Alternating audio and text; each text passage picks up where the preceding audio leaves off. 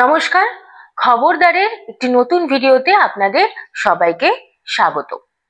আচ্ছা, বাংলাদেশে কি চলছে বলুন তো? মোহাম্মদ ইউনূস গত এক বছরে সবটাই তো দেখছি ঘেটে ঘ করে দিয়েছেন। বাংলাদেশের এমন দশা কবে দেখেছেন কেউই কিন্তু মনে করতে পারছেন না। কেন বলছি? হ্যাঁ, ভাবছেন হয়তো তথাকথিত হিন্দু বিদ্বেষের কথা বলছি। সেই অভিযোগ তো রয়েছেই, তবে হিন্দু বিদ্বেষের পাশাপাশি সংখ্যালঘু বিদ্বেষের একটা মনোভাবও কিন্তু তৈরি হয়েছে বাংলাদেশের জনতার একটি বড় অংশে। তার মধ্যে ধরে নিতে পারেন পার্বত্য চট্টগ্রামের বৌদ্ধ ধর্মাবলম্বী চাকমা জনগোষ্ঠীর উপর অত্যাচারের অভিযোগ।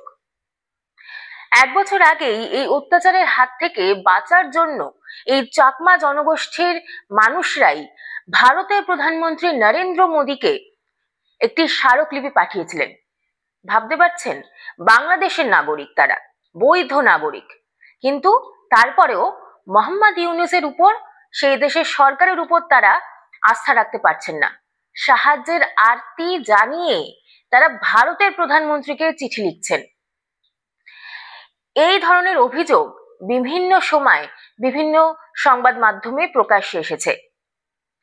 তো সেই সব আলোচনায় যাচ্ছি না, কারণ এর থেকেও একটি বড় মাথা ব্যথার কারণ হয়ে দাঁড়িয়েছে বাংলাদেশের আসন্ন নির্বাচন এবং সে দেশের ছাত্র যুবার চিন্তাধারা। সবকিছু ঠিকঠাক থাকলে আগামী বছরের শুরুতেই সাধারণ নির্বাচন হবে বাংলাদেশে। রাজনৈতিক চাপের মুখে পড়ে মোহাম্মদ ইউনূস আগামী বছর ফেব্রুয়ারিতেই নির্বাচন করিয়ে দিতে চাইছেন। এখানে রাজনৈতিক চাপ বলতে বোঝাচ্ছি কিন্তু বিএনপির কথাই। আওয়ামী লীগ সরকারের পতনের পর বিএনপি কিন্তু সে দেশের রাজনীতিতে এখন হত্যাকর্তা বলাই যেতে পারে। বিএনপির প্রধান মুখ খালেদা জিয়া, কিন্তু তিনি এখন অসুস্থ। বিদেশ থেকেই তার সুপুত্র তারেক রহমান দলকে চালাচ্ছেন। এখানে আমি একটু বলে রাখি, তারেক রহমান কিন্তু বাংলাদেশ থেকে নির্বাসিত। হাসিনা সরকারের আমলেই তাকে নির্বাসিত করা হয়েছিল। তবে এখন হাসিনার সরকার নেই বাংলাদেশে, তাই তিনি খুব শীঘ্রই অর্থাৎ নভেম্বরে ফিরতে পারেন ঢাকায়। এবং এইবারের নির্বাচনে অর্থাৎ বাংলাদেশের নির্বাচনে তিনি প্রতিদ্বন্দ্বিতা করতে পারেন এবং সবকিছু ঠিকঠাক থাকলে, অর্থাৎ বিএনপি যদি জেতে, তাহলে বাংলাদেশের নতুন প্রধানমন্ত্রী কিন্তু হতে চলেছেন তারেক রহমান। কিন্তু সে পথও কিন্তু মসৃণ নয়। আওয়ামী লীগের পতনের পর সে দেশে প্রভাবশালী এবং শক্তিশালী রাজনৈতিক দল হিসেবে বিএনপিকে কিন্তু দেখা হচ্ছে আপাতভাবে, কিন্তু সেই ধারণা বদলে দিল পরপর হয়ে যাওয়া ছাত্র ভোট। বাংলাদেশের প্রথম সারির শিক্ষা প্রতিষ্ঠানগুলির মধ্যে হচ্ছে ঢাকা বিশ্ববিদ্যালয়। সেখানে ছাত্র সংসদ নির্বাচনে বিএনপির ছাত্র শাখা বাংলাদেশ জাতীয়তাবাদী ছাত্র দল দাঁত ফোটাতে পারেনি, বরঞ্চ এই ভোটে জয় জয়কার হয়েছে মুক্তিযোদ্ধা বিরোধী পাকিস্তানপন্থী জামায়াত ইসলামের ছাত্র দল বা ছাত্র সংগঠন ইসলামী ছাত্র শিবিরের। এটা কিন্তু কোনো বিচ্ছিন্ন ঘটনা নয়। চট্টগ্রাম বিশ্ববিদ্যালয়ের ছাত্র ভোটেও কিন্তু একই ছবি দেখা গিয়েছে। সেখানেও জয় জয়কার হয়েছে পাকিস্তানপন্থী মুক্তিযোদ্ধা বিরোধী জামায়াতে ইসলামের ছাত্র সংগঠনের। এই দুটো ছাত্র ভোটকে সাধারণ দুটো ছাত্র ভোট হিসেবে দেখা যেতে পারে, কিন্তু জামায়াতে ইসলামের যে কালো অতীত রয়েছে সেইটা কিন্তু এই পুরো বিষয়টাকে সহজভাবে ভাবতে দিচ্ছে না। আওয়ামী লীগ এবং বিএনপি এই দুই দল পরস্পর বিরোধী হলেও দুই দলই কিন্তু মুক্তিযুদ্ধের শরিক। উভয় দলই বাংলাদেশের জন্য, বাংলাদেশের স্বাধীনতার জন্য পাকিস্তানের বিরুদ্ধে লড়েছে, বাংলাদেশের স্বাধীনতার জন্য প্রাণ দিয়েছে। তবে এই মুক্তিযুদ্ধে কার কতটা অবদান রয়েছে, বেশি রয়েছে, সেটা নিয়ে দুই দলের মধ্যে তর্কাতর্কি। আওয়ামী লীগ যেমন কিছু হলেই বঙ্গবন্ধু শেখ মুজিবুর রহমানের কথা বলেন, অন্যদিকে বিএনপি জেনারেল জিয়াউর রহমানের কথা বলেন। এই দুজনই কিন্তু মুক্তিযুদ্ধে গুরুত্বপূর্ণ অবদান রেখেছিলেন।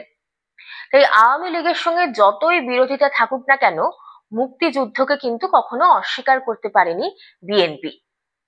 আমরা অতীতে দেখেছি খালেদা সরকারের আমলেও ভারত এবং বাংলাদেশের সম্পর্কে কিন্তু কোনো অধোগতি হয়নি। অন্যদিকে জামায়াতে ইসলামী, মুক্তিযুদ্ধকে তারা কখনো মেনে নিতে পারেনি।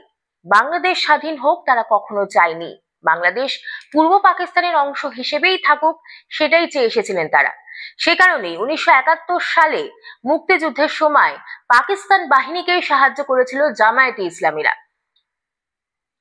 এই মুক্তিযুদ্ধ বিরোধীদের রাজাকার বলে ডাকতেন বাংলাদেশের নাগরিকরা। শাহবাগ আন্দোলনের সময় এই মুক্তিযুদ্ধ বিরোধী রাজাকারদের ফাঁসির দাবিতে সরব হয়েছিলেন বাংলাদেশের নাগরিকরা।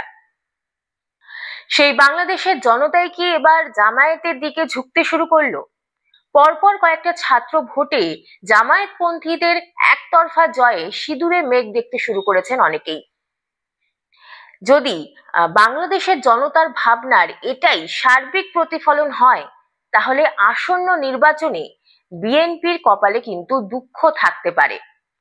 আর বাংলাদেশে জামায়াতের শক্তিশালী হওয়া মানে কিন্তু পাকিস্তানের সঙ্গে বাংলাদেশের সম্পর্ক মজবুত হওয়া। মুক্তিযুদ্ধে পাকিস্তানকে সাহায্য করার পরবর্তী সময়ে বারবার বাংলাদেশের অভ্যন্তরীণ রাজনীতিতে অস্বস্তিতে পড়তে হয়েছে জামায়াতদের। বাংলাদেশের জনমানসে নিজেদের ভাবমূর্তি পরিবর্তনের চেষ্টা করছে তারা। বিশেষ করে ঢাকা বিশ্ববিদ্যালয়ের ছাত্র ভোটে সাফল্যের পর থেকে এই প্রবণতা দেখা গিয়েছে। সম্প্রতি প্রথম আলোর একটি প্রতিবেদনে বলা হচ্ছে, মুক্তিযুদ্ধের বিষয়ে নিজেদের ভুল স্বীকার করার পথে এগোচ্ছে জামায়াতরা। শেষ পর্যন্ত বাংলাদেশের রাজনীতি কাদের হাতে থাকে তা জানার জন্য আর কয়েকটা মাস অপেক্ষা করতে হবে। যদিও ভারতের তরফে জানিয়ে দেওয়া হয়েছে সে দেশের জনতার দ্বারা নির্বাচিত যে কোনো সরকারের সঙ্গেই কিন্তু ভারত কাজ করতে প্রস্তুত। বাংলাদেশের এই সার্বিক পরিস্থিতি নিয়ে আপনাদের কি মতামত অবশ্যই আমাদের কমেন্ট করে জানান। আর এই ভিডিওটি ভালো লাগলে লাইক শেয়ার করবেন আর আমাদের চ্যানেলটি সাবস্ক্রাইব করতে ভুলবেন না। দেখা হচ্ছে খুব শীঘ্রই নতুন একটি ভিডিও নিয়ে।